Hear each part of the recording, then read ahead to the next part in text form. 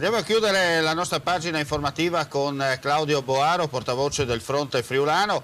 Boaro, dobbiamo gioco forza dopo le ultime ore che ha visto Clandestinopoli in un certo senso esplodere in Friuli Venezia Giulia, da una parte la questione di Udine, dall'altra parte con Gorizia, dove Medici Senza Frontiere hanno vinto al momento il primo round sul comune di Gorizia. Insomma, Bicinicco passa in secondo livello, no? Passa in secondo livello anche perché la gente che si è adoperata per sensibilizzare anche gli uffici preposti che non è giusto mandarli a casa propria senza nemmeno avvertire, senza vedere la situazione che c'è, e poi vediamo altre persone, un gruppetto anche piccolo, che si rendono disponibili, che bisogna aiutare, bisogna dare una mano, ma nessuno dice di non dare una mano. Ma se queste brave persone sono così brave, così caritatevoli, perché non si portano a casa uno ciascuno di questi profughi e dimostrino con i fatti di tenerci a dare una mano a queste persone? È facile portare lì il pacchetto. Senta, innanzitutto e dopo che si raggi che mi risulta, per quanto riguarda Bicinicco, che non siano gente che scappa da guerre, no? Esatto. Questo è il discorso. Esatto, sono dati di fatto questi, non è né populismo, né falso giornalismo, esatto, né xenofobia, né la solita chiesa che rompe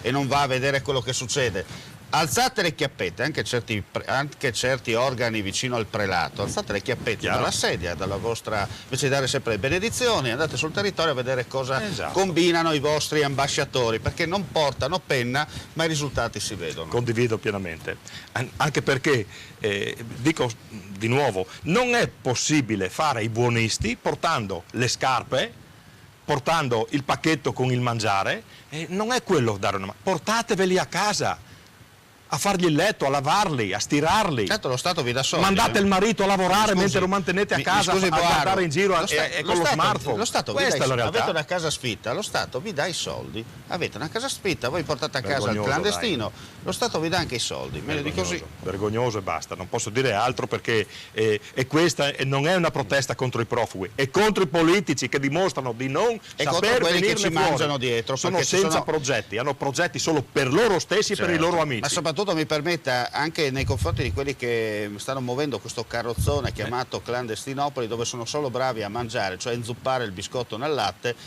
pro domo sua. Esatto, ancora dicono che questo crea opportunità di lavoro, questo giro. Ma quale opportunità di lavoro? Che stanno attingendo alle nostre tasse per mantenere queste persone. Certo, che mi ricorda una vecchia pubblicità di una macchina dove c'era il cinese che guidava la macchina, la signora dietro con l'aratro, lui diceva: io non lavorare, per fortuna quest'auto, perché si faceva con poco tanto.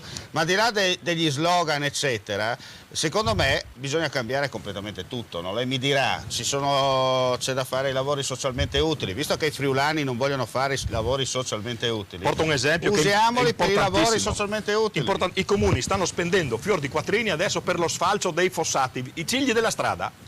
Una roncepa, una roncola, visto che i friulani non vogliono lavorare, visto che le Onlus, visto che la Caritas e compagnia cantando sta dicendo che il cittadino friulano non ha voglia di lavorare, ecco, utilizzateli, visto che i friulani non lavorano, lo dite voi, non lo diciamo noi, visto che i friulani non lavorano, utilizzate i clandestini profughi, così vediamo chi sa usare l'olio di gomito, come si dice in questi casi. Sfalcio dell'erba non si inquina nemmeno, perché non serve la motosega, con le ronce per Furlan. Sì, dimenticavo, questo è populismo, razzismo, no, non è populismo, via dicendo. Lo dicono perché gli fa comodo dirci così, ma sappiamo tutti che ci stanno prendendo in giro. Senta, in attesa di usare il piccone virtuale in maniera molto più decisa, che iniziative state utilizzando per quanto riguarda ad esempio le altre zone calde della provincia di Udine? Allora, non è semplice agire, perché? Perché ti arrivano fra capo e collo e tu non sai dove li mandano. C'è il prefetto che decide, assieme alla Caritas chiaramente, e te li manda. E quindi sapere dove li mandano effettivamente non è facile. C'è da dire una cosa, che molti comuni si sono resi disponibili ad accettare i clandestini. Io li chiamo clandestini perché questo è il vero nome. E altri no, ma sapere dove intervenire, purtroppo ti accorgi sempre troppo tardi, quando sono già arrivati o quando hanno già fatto i contratti con i privati. Questa è la realtà. È tutto alla luce del sole. Tutto alla luce del sole, grazie a una classe politica che permette questo. Senta, ma non è che un po' di qua, un po' di là ci mangiano sopra così? Ma è normale, lo vediamo, lo stiamo vedendo. Secondo il mio reuma preferito. Lo stiamo vedendo, insomma. sì, senza fare nomi e cognomi, in Carnia abbiamo visto che è diventata un'ottima opportunità per qualcuno di fare business, è poco da fare, senza guardare il meridione, no, Carnia, qui, noi, Fevelin per Furlanli, Certo.